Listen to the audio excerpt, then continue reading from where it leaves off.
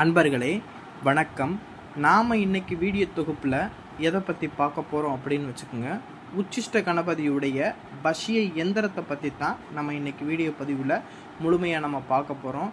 அதாவது வசிய எந்திரத்தை எப்படி வரைகிறது, அந்த வசிய எந்திரத்தை எப்படி நம்ம பூஜை செய்கிறது, இந்த பூஜை செய்யப்பட்ட வசிய எந்திரத்தை நம்ம வீட்டில் வச்சு வணங்குறதுனால நம்மளுக்கு என்னென்ன நன்மைகள்லாம் ஏற்பட போகுது அப்படிங்கிறத பற்றி தான் நம்ம வீடியோ பதிவில் நம்ம இன்றைக்கி முழுமையாக நம்ம பார்க்க போகிறோம். வீடியோ பதிவுக்குள்ளே போகிறதுக்கு முன்னாடி நம்மளுடைய சிவருத்ர மகாகாளி அருள்வாக்கு பீடம் சேனலை சப்ஸ்கிரைப் பண்ணாதவங்க சப்ஸ்கிரைப் பண்ணிக்கிங்க, சரிங்களா? அதாவது இந்த உச்சிஷ்ட கணபதியோடைய எந்திரத்தை வச்சு வழிபடுவதனால ஏற்படக்கூடிய நன்மைகள் என்னென்ன அப்படின்னு வச்சுக்கோங்க. அதாவது ஒரு குடும்பத்தில் சில பேர்களுக்கு இந்த சாபங்கள் குடும்பங்களில் தொடர்ச்சி அந்த முன்னோராக என்ன செய்யும்னா அவங்களுக்கு தலைமுறையாக என்ன செய்யப்படும்னா அந்த சாபங்கள் இருக்கும், சரிங்களா?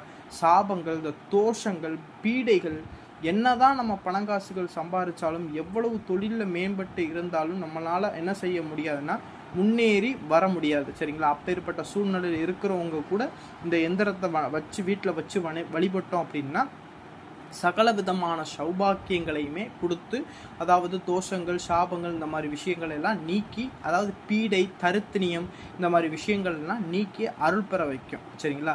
அப்பேற்பட்ட சக்தி வாய்ந்த எந்திரம் தான் உச்சிஷ்ட கணபதியோடைய எந்திரம், சரிங்களா? என்ன வச்சுக்கோங்க, உச்சிஷ்ட அப்படின்னாவே உயர்ந்த அப்படிங்கிறது அர்த்தம், சரிங்களா? அந்த அதாவது உச்சிஷ்ட கணபதியை ஒருத்தவன் உபாசனை எடுக்கிறான் அப்படின்னா அவனை எப்படின்னா ஒரு ராஜபோக வாழ்க்கையில் அவனை உட்கார வைக்கும், சரிங்களா? செல்வத்துக்கு தட்டுப்பாடே வராது, சரிங்களா? அவனுக்கு எனி டைம், அதாவது ஒரு குபேரனை போல வாழக்கூடிய வாழ்க்கை இந்த உச்சிஷ்ட கணபதி கொடுப்பாரு, சரிங்களா? அதே போல குபேரனுக்கே செல்வத்தை கொடுத்தது யாரு அப்படின்னாவே இந்த உச்சிஷ்ட கணபதி தான் குபேரருக்கே செல்வத்தை கொடுத்தது, சரிங்களா? அது ஒரு வரலாறே இருக்கு, சரிங்களா? அதுபோல இந்த உச்சிஷ்ட கணபதியோடைய உபாசனை ஒருத்தன் எடுக்கிறேன் அப்படின்னாவே அவனுக்கு பூர்வ ஜென்மத்தோடைய புண்ணியம் இருந்தால் மட்டும்தான் அந்த உச்சிஷ்ட கணபதியோடைய உபாசனை எடுக்கிறதுக்கு எண்ணமே வரும், சரிங்களா? இப்போ நம்ம வீடியோ தொகுப்பில் உச்சிஷ்ட கணபதியோடைய உபாசனையை பற்றி நம்ம சொல்கிறோம் அப்படின்னா நிறைய பேர் என்ன செய்வாங்கன்னா பார்த்துக்கிட்டு போவாங்க, சரிங்களா? ஆனால் அதில் ஒரு 100 பேர் பார்க்குறாங்க, அந்த 100ல் ஒரு 2 பேருக்கு மட்டும்தான் என்ன செய்யும்னா இந்த உச்சிஷ்ட கணபதியுடைய உபாசனையை நம்ம எடுக்கணும், இந்த எந்திரத்தை நம்ம வரையணும், இந்த மந்திரத்தை நம்ம பிரயோகம் பண்ணணும் அப்படிங்கிற அந்த எண்ணமே வருமா, சரிங்களா? அப்பேற்பட்ட சக்தி வாய்ந்த இதுதான் உச்சிஷ்ட கணபதியோட. இந்த உச்சிஷ்ட கணபதியோடைய உபாசனை நம்ம எடுத்துட்டோம் அப்படின்னாவே சகல தெய்வத்துடைய அனுக்கிரகமே நம்மளுக்கு கிடைச்ச மாதிரி தான், சரிங்களா? இந்த ஒரு உபாசனை எடுத்தாவே போதும், சரிங்களா? பெரும்பாலும் இந்த கோவில் பிரசனங்கள்லாம் பார்ப்பாங்க பாருங்களேன். இந்த கோவில் பிரசனம் பார்க்குறவங்கெல்லாம் இந்த உச்சிஷ்ட கணபதியோடைய உபாசனை எடுத்து வச்சுருப்பாங்க, சரிங்களா? என்ன வச்சுங்க, கோவில் பிரசனம்னு எல்லா தெய்வமுமே இந்த உச்சிஷ்ட கணபதிக்கு கட்டுப்படும், சரிங்களா? அதாவது ஒரு சில தெய்வங்கள் ஒரு சில தெய்வத்துக்கு கட்டுப்படாது, அப்படி கிடையாது இந்த உச்சிஷ்ட கணபதி, சரிங்களா? இந்த உச்சிஷ்ட கணபதியை பொறுத்தளவு எல்லா தெய்வமுமே கட்டுப்படும், சரிங்களா? அது சொன்ன ஒரு வார்த்தை சொல்கிறதுக்கு அங்கே பேச விடாது. என்னென்னா அப்படிப்பட்ட சக்தி வாய்ந்த தெய்வம் தான் உச்சிஷ்ட கணபதி, சரிங்களா? இந்த எந்திரத்தை எப்படி எழுதுறது அப்படின்னு வச்சுக்கோங்க. நல்லா தெரிஞ்சுக்கங்க, இந்த எந்திரத்தை யார் வேண்டுமானாலும் எழுதலாம். நல்லா தெரிஞ்சுங்க, யார் வேண்டுமானாலும் எழுதலாம். இவங்க தான் எழுதணும், அவங்க தான் எழுதணும் அப்படிங்கிற அவசியம் கிடையாது. இந்த எந்திரத்தை எழுதுறதுக்கு முன்னாடி ஒரு 11 நாள் நீங்கள் விரதம் இருந்து தான் இந்த எந்திரத்தை எழுதணும், சரிங்களா? ஒரு 11 நாளைக்கு முன்னாடி விரதம் இருந்துருங்க. இந்த எந்திரத்தை எழுதுறதுக்கு முன்னாடி என்ன செஞ்சிருங்கன்னா 11 நாள் விரதம் இருந்துட்டு அப்புறம்தான் இந்த எந்திரத்தை எழுதணும். இந்த எந்திரத்தை எந்த நாளில் எழுதலாம் அப்படின்னு வச்சுக்கோங்க, ஒரு நல்ல நாளாக பார்த்து தேர்ந்தெடுத்து வச்சுக்கணும். முடிஞ்சிருந்துச்சுன்னா கணபதிக்கு உண்டான சதுர்த்தி, சங்கடகர சதுர்த்தி, தேய்பிரை, அஷ்டமி, இந்த மாதிரி நாட்களாக பார்த்து தேர்ந்தெடுத்து வச்சுக்குங்க, சரிங்களா? தேர்ந்தெடுத்து வச்சுக்கோங்க. அதாவது ஏன் இந்த எந்திரத்தை எழுதுறதுக்கு நம்ம நல்ல நேரம் பார்க்கணும் அப்படின்னு வச்சுக்கோங்க. நம்ம ஒரு வீடு கட்டுறோம் அப்படின்னா வாஸ்து பூஜை, வீடு கட்டுறதை ஆரம்பிக்கிறதுக்கு வாஸ்து பூஜை செய்வோம் பாருங்களேன்.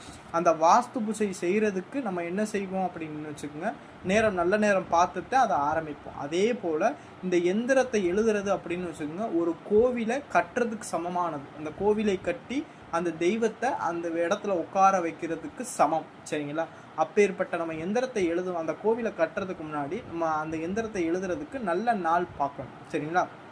அதனால் சுப முகூர்த்த கேலண்டரில் அப்படி எதுவுமே பார்க்க தெரியாதவங்க சுப முகூர்த்த நாள் என்னைக்கு வருதுங்கிறத கேலண்டரில் பார்த்து அன்னைக்குன்னு இந்த எந்திரத்தை நீங்கள் தேர்ந்தெடுத்து எழுதிக்கிறலாம். சரிங்களா? இந்த எந்திரத்தை நம்ம வந்து விடியற் காலையில் பிரம்ம முகூர்த்தத்தில் தான் எழுதணும். சரிங்களா? பிரம்ம முகூர்த்தத்தில் தான் எழுதணும். இந்த எந்திரத்தை எழுதுறதுக்கு முன்னாடி உங்கள் பூஜை ரூமில் ஒரு சிறிய மண் அகல்களுக்குள்ள நெய் விளக்கு ஏற்றிக்கிட்டு உங்களுடைய குலதெய்வம், உங்களுடைய முன்னோர்கள், உங்களுடைய குரு, குரு இல்லாதவங்க சூரிய பகவானை குருவாக நினச்சி வணங்கிக்கிங்க. குருவை நினச்சிக்கிறணும். குருவை நினச்ச பிறகு தான் உங்களுடைய இஷ்ட தெய்வத்தை நினச்சிக்கிறணும். இஷ்ட தெய்வத்தை நினச்சிற பிறகு நீங்கள் என்னென்ன தெய்வங்களெல்லாம் நினைக்கிறீங்களோ நினச்சிக்கிட்டு அவங்களுடைய ஆசீர்வாதம் பரிபூரணமாக கிடைக்கணும் அப்படின்னு சொல்லிட்டு வேண்டிக்கிட்டு மனமாற பிரார்த்தனை பண்ணிக்கிட்டு தான் அந்த எந்திரத்தை நம்ம என்ன செய்யணும்னா எழுதணும். சரிங்களா? நல்லா கவனமாக கேட்டுக்க. பிரார்த்தனை பண்ணிட்டு தான் அந்த எந்திரத்தை எழுதணும். சரிங்களா? எந்திரத்தை என்ன செய்யணும்னா உங்களுக்கு எந்த அளவில் வேணாலும் கட் பண்ணி வச்சுக்கோங்க. உங்களுக்கு எந்த அளவு தேவைப்படுதோ சரிபாதியாக, அதாவது ஒரு 6க்கு 6னா 6க்கு 6 சரிபாதியாக இருக்கக்கூடிய அளவில் கட் பண்ணி எடுத்து வச்சு எழுதிக்கங்க. எந்த உலோகத்தில் எழுதலாம் அப்படின்னா செப்பு தகட்டில் எழுதலாம், இல்லை அப்படின்னு வச்சுக்கோங்க பஞ்சலோகத்தகட்டில் எழுதலாம். சரிங்களா? இந்த மாதிரி தகடை தேர்ந்தெடுத்து வச்சு அந்த எந்திரத்துக்கு சாபம் போக்கி, நான் எந்திரத்துக்கு சாபம் போக்குற வீடியோ வந்து நம்ம சேனலில் வந்து நம்ம போட்டிருக்கோம், அதை போய் பாருங்கள். சரிங்களா? அதாவது எந்திர சாபம் போக்கக்கூடிய மந்திரத்தை சொல்லி அந்த எந்திரத்துடைய சாபங்களை போக்கின பிறகு அந்த எந்திரத்தை உச்சிஷ்ட கணபதியோடைய மனசில் நினச்சிக்கிட்டு அந்த எந்திரத்தை என்ன செய்யணும்னா எழுத ஆரம்பிக்கணும். அந்த எந்திரத்தை எழுதி முடித்த பிறகு நம்ம என்ன செய்யணும்னா உங்களுடைய பூஜை அறையில் அந்த எந்திரத்தை தாம்பாளத்தட்டில் நவதானியங்கள் பரப்பி அந்த தாம்பாளத்தட்டு மேலே அந்த எந்திரத்தை வச்சு நான் ஸ்க்ரீனில் கொடுத்துருக்கக்கூடிய மந்திரத்தை 10,008 உரு அந்த எந்திரத்துக்கு கொடுக்கணும். சரிங்களா? 10,008 உரு கொடுத்துட்டீங்க அப்படின்னா அந்த எந்திரமானது என்ன செஞ்சிடும்னா உயிர் பெற ஆரம்பிச்சிடும். உங்களுக்கு உச்சிஷ்ட கணபதியும் சித்தியாக ஆரம்பிச்சிருவாங்க. சரிங்களா? அதாவது இந்த எந்திரத்தை வந்து நம்ம எப்படி வரையணும் அப்படிங்கிறத முதல்ல தெரிஞ்சுக்குங்க. எல்லாருமே நம்மளுடைய யூடியூப் சேனலில் கொடுக்குறோம், ஒரு எந்திரம் கொடுக்குறோம் அப்படின்னாவே டைரெக்டாக சும்மா எடுத்து ஒரு எந்திரத்தை என்ன செஞ்சிருவோம்னா செப்பு தகட்டில் எழுதிடுவோம். அதை பார்த்து அப்படியே எழுதிடுவோம். அந்த எந்திரத்தை எப்படி வடிவமைச்சிருக்காங்க, அந்த எந்திரத்தில் என்னென்ன தெய்வங்கள்லாம் அந்த எந்திரத்தில் வந்து இடம்பெற வச்சுருக்காங்க, உட்கார வச்சுருக்காங்க அப்படிங்கிறத முழுசாக தெரிஞ்சுக்கிறோம். சரிங்களா? இதெல்லாம் தெரிஞ்சுக்கிறாமல் அந்த எந்திரத்துக்கு நம்ம பூஜை செஞ்சோம் அப்படின்னா கண்டிப்பாக அந்த எந்திரத்துடைய பலன் வந்து நம்மளுக்கு கிடைக்காது. ஏன்னா என்ன தெய்வம் அதில் இருக்குங்கிறத நம்ம தெரிஞ்சுக்கிறோம்ல. ஒரு எந்திரத்தை பார்த்தோன்னே இதில் என்னென்ன தெய்வங்கள்லாம் இருக்குது, இது எப்படி வடிவமைக்கப்பட்டிருக்கு அப்படிங்கிறத நம்ம ஃபஸ்ட்டு நம்ம என்ன செஞ்சுக்கணும்னா புரிஞ்சுக்கிறோம். சரிங்களா? அதாவது நம்ம என்ன செய்வோம்னா எந்திரத்தை ஃபஸ்ட்டு நான் ஸ்க்ரீனில் கொடுத்துருக்கக்கூடிய அந்த எந்திரத்தை ஃபஸ்ட்டு பாருங்கள். சரிங்களா? ஸ்க்ரீனில் கொடுக்கக்கூடிய எந்திரத்தை ஃபஸ்ட்டு பாருங்கள். எப்படின்னா முதல்ல நம்ம என்ன செஞ்சுருக்கோம் அப்படின்னா அருங்கோண சக்கரம் வரைஞ்சிருக்கோம். சரிங்களா? அருங்கோண சக்கரம்னா என்னன்னா, அருங்கோண சக்கரம்னா சிவனும் பார்வதியும் வீற்றிருப்பதாக ஐதீகம். சரிங்களா? இந்த அருங்கோண சக்கரத்துக்கு என்ன செய்யணும்னா சிவனும் பார்வதியும் வீற்றிருப்பதாக ஐதீகம். சரிங்களா? பெரும்பாலும் இந்த அருங்கோண சக்கரத்துக்கு யார் முதல் அப்படின்னாவே முருகப்பெருமான். அப்பனா சிவனும் பார்வதியும் இருக்கிறதாக ஐதீகம். அப்புறம் முருகப்பெருமானும் இந்த சக்கரத்தில் என்ன செய்கிறாங்கன்னா இருக்கிறாங்க. சரிங்களா? முருகப்பெருமானும் இந்த சக்கரத்தில் இருக்கிறாங்க அப்படிங்கிறத அர்த்தம். சரிங்களா?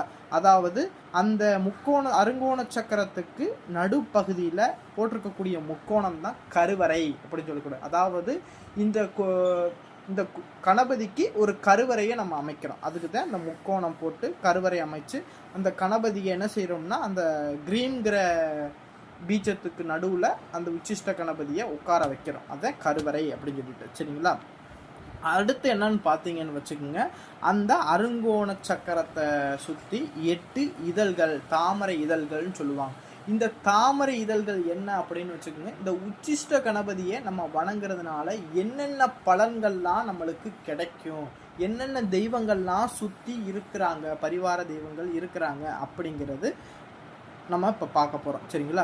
முதலாவது ஐங்கிற பீஜம். சரிங்களா? இந்த ஐங்கிற பீஜம் யார்? சரஸ்வதியோடைய பீஜம். சரிங்களா?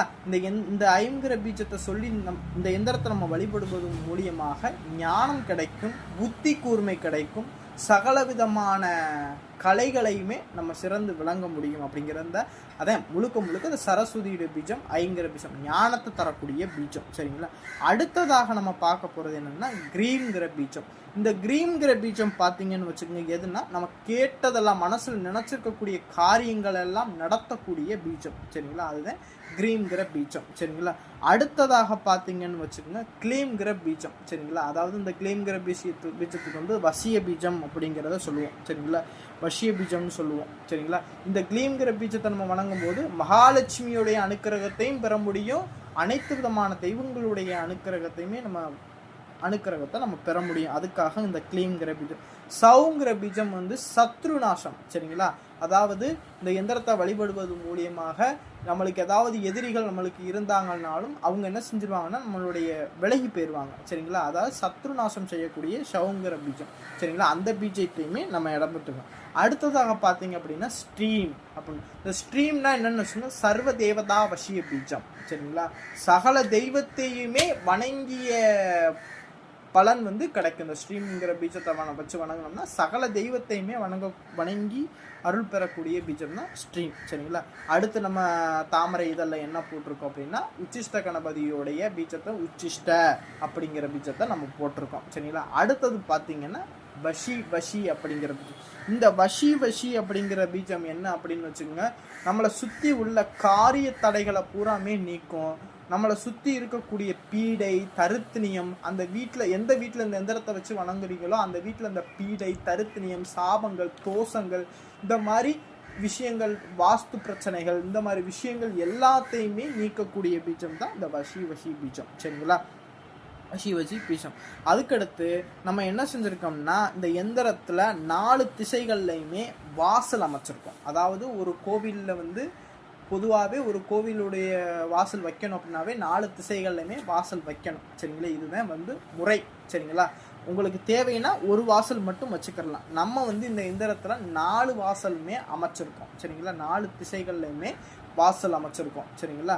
அதனால நம்ம என்ன செஞ்சுருக்கோம்னா 4 வாசல்லையுமே என்ன செஞ்சுருக்கோம்னா துவாரபாலகர்களை நம்ம என்ன செஞ்சுருக்கோம்னா பிரதிஷ்டை பண்ணியிருக்கோம். துவாரபாலகர்னா இந்த கோவிலை வந்து எந்த துஷ்ட சக்திகளும் எந்த விதமான ஏவல் பில்லி செய்வினை சூனியங்களும் மந்திரக்கட்டு மாயக்கட்டு இந்த மாதிரி எந்த விஷயங்களுமே இந்த கோவிலுக்குள்ளே வரக்கூடாது அப்படிங்கிறதுக்காக நம்ம என்ன செஞ்சுருக்கோம் 4 திசைகள்லையுமே துவாரபாலகர்களை நம்ம பிரதிஷ்டை பண்ணியிருக்கோம். சரிங்களா. அதாவது துவாரபாலகர்களை நம்ம ஸ்ட்ரீம்ங்கிற பீஜம், அதாவது சர்வதேவதா பீஜம்னு சொல்லுவாங்க. சரிங்களா. எல்லா தெய்வத்துக்குமே பொதுவான பீஜம் அப்படின்னா ஸ்ட்ரீம். அந்த ஸ்ட்ரீம்ங்கிற பீஜத்தில் நம்ம என்ன செஞ்சுருக்கோம்னா துவாரபாலகர்களை நம்ம பிரதிஷ்டை பண்ணியிருக்கோம். சரிங்களா. இதுதான் இந்த எந்திரத்துடைய அமைப்பு. இந்த எந்திரத்தை இப்படித்தான் வடிவமைக்கணும் அப்படிங்கிற ஒரு விஷயம் இருக்குது. சரிங்களா. இந்த விஷயத்தை நம்ம தெரிஞ்சுக்கிட்டு நம்ம எந்திரத்தை நம்ம எழுதும்போது நம்மளுக்கு அந்த எந்திரத்துடைய பலனை முழுசாமே நம்ம என்ன செய்ய முடியும்னா அனுபவிக்க முடியும். சரிங்களா. சில பேர்லாம் எந்திரத்தில் இருக்கக்கூடிய என்ன விஷயம் எழுதியிருக்காங்க அப்படிங்கிறதோட தெரியாமையே சில பேர் எந்திரத்தை வந்து கொடுத்து பூஜை பண்ணுவோம், அந்த மந்திரத்தை சொல்லி பூஜை பண்ணுவோம். இதனால நம்மளுக்கு ஒரு பயனுமே கிடையாது. சரிங்களா. முழுசாக ஃபஸ்ட்டு அந்த எந்திரத்தை அமைக்கிறோம் அப்படின்னா அந்த எந்திரத்தில் என்னென்ன தெய்வங்கள்லாம் இருக்குது அந்த தெய்வத்தெல்லாம் நம்ம வணங்கினா மட்டும்தான் அந்த எந்திரத்துடைய முழு பலனையுமே நம்ம அனுபவிக்க முடியும். சரிங்களா. இப்படி எந்திரத்தை நம்ம உருவாக்கிய பிறகு உங்களுடைய பூஜை அறையில் என்ன செய்றீங்கன்னா தாம்பாளத்தட்டில் நவதானியம் பரப்பி உங்கள் முன்னே நீங்கள் கிழக்கு திசை பார்த்து உட்காந்துக்கிட்டு நீங்கள் என்ன செய்யணும்னா அந்த எந்திரத்தை என்ன செஞ்சோன்னா அபிஷேகம்லாம் முதலே பண்ணி வச்சிடணும். இந்த எந்திரத்தை வரைஞ்சி முடித்த பிறகு சந்தனம் குங்குமம் என்ன செஞ்சோன்னா பால் பன்னீர் இளநீர் இந்த மாதிரி விஷயங்கள்னால இந்த எந்திரத்தை அபிஷேகம் பண்ணிடணும். அபிஷேகம் பண்ணி முடித்த பிறகு அந்த எந்திரத்துக்கு என்ன செய்கிறீங்கன்னா ஜவ்வாது அத்தர் மல்லிகை அத்தர் இல்லைன்னா ஜவ்வாது அத்தர்லாம் போட்டு அந்த எந்திரத்தை முழுசாக நல்லா தடவி என்ன செய்யணும்னா அந்த எந்திரத்துடைய மையப்பகுதியில் சந்தனம் குங்குமம்லாம் வச்சு 4 முனைகள்லையுமே சந்தன குங்குமம்லாம் வச்சு அந்த எந்திரத்துக்கு மல்லிகை பூ உதிரி பூ என்ன செஞ்சிருங்கன்னா வச்சு உங்கள் முன்னாடி நெய் தீபம் ஏற்றி நான் கொடுத்துருக்கக்கூடிய ஸ்க்ரீனில் கொடுத்துருக்கக்கூடிய மந்திரத்தை நம்ம என்ன சொல்லணும்னா சொல்ல ஆரம்பிக்கணும். நல்லா கவனமாக கேளுங்க. இந்த எந்திரத்தில் நம்ம என்ன மந்திரத்தை உருவாக்கி உள்ள பீஜங்களை போட்டிருக்கோமோ அந்த பீஜத்தோடு சேர்த்து அந்த மந்திரத்தை நம்ம சொன்னால் மட்டும்தான் அந்த எந்திரமானது வேலை செய்யும். சரிங்களா. சில பேர்லாம் ஏதாவது ஒரு எந்திரத்தை வச்சுக்கிட்டு ஏதாவது ஒரு மந்திரத்தை சொல்லுவாங்க, அது வேலை செய்யாது. சரிங்களா. ஏன்னா ஒரு உதாரணத்துக்கு என்னன்னு வச்சுக்கோங்க, ஒரு பூட்டு இருக்குது அப்படின்னா அந்த பூட்டுக்கு உண்டான சாவியை போட்டாத்தான் அந்த பூட்டு திறக்கும். அதே போல தான் அந்த எந்திரத்தில் என்ன பீஜங்கள் அமைச்சிருக்கோமோ அந்த எந்திரத்துக்கு என்ன மந்திரமோ அதை சொன்னாதான் அந்த எந்திரம் வந்து ஆக்டிவேஷன் ஆகும். சரிங்களா? உச்சிஷ்ட கணபதியுடைய எந்திரத்திலேயே நிறைய வகைகள் இருக்கு, நிறைய மந்திரங்கள் இருக்கு. ஆனால் நான் கொடுத்துருக்கக்கூடிய எந்திரத்துக்கு இந்த மந்திரத்தை சொன்னாதான் ஆக்டிவேஷன் ஆகும். சரிங்களா? அதனால நான் ஸ்க்ரீனில் கொடுத்துருக்கக்கூடிய மந்திரத்தை நீங்கள் என்ன செய்யுங்கன்னா ஒரு ஜபம் பண்ண ஆரம்பிச்சிருங்க. சரிங்களா? இந்த எந்திரத்துக்கு நீங்கள் படையல் வைக்கணுங்கிற அவசியம் கிடையாது. முதல் நாள் தேங்காய், பழம், பூ, வெத்தலை பாக்கு, பொறி, கடலை இதெல்லாம் வச்சு ஒரு சிறப்பு படையில் போட்டுருங்க. போட்டுட்டு இந்த எந்திரத்தை வந்து என்ன செய்யுங்கன்னா மொத்தம் வந்து 10,008 உரு கொடுக்குற மாதிரி பார்த்துக்குங்க. 10,008 உரு கொடுத்தோன்னே இந்த எந்திரம் வந்து சித்தியாயிரும். உங்களுக்கு உச்சிஷ்ட கணபதி சித்தியாக ஆரம்பிச்சிருவார். சரிங்களா? கடைசி நாள் மட்டும் நீங்கள் என்ன செய்யுங்கன்னா இந்த எந்திரத்துக்கு வந்து என்ன செய்யுங்கன்னா ஒரு படையல் போடுங்க. என்ன படையல் போடணும் அப்படின்னா கொழுக்கட்டை, அவல், பொறி, கடலை இதெல்லாம் வச்சு, செவ்வாழை பழம் வச்சு, பழங்கள்லாம் வச்சு இந்த எந்திரத்துக்கு என்ன செய்யுங்கன்னா சிறப்பாக ஒரு பூஜை போட்டு முடிச்சிருங்க இந்த. சரிங்களா?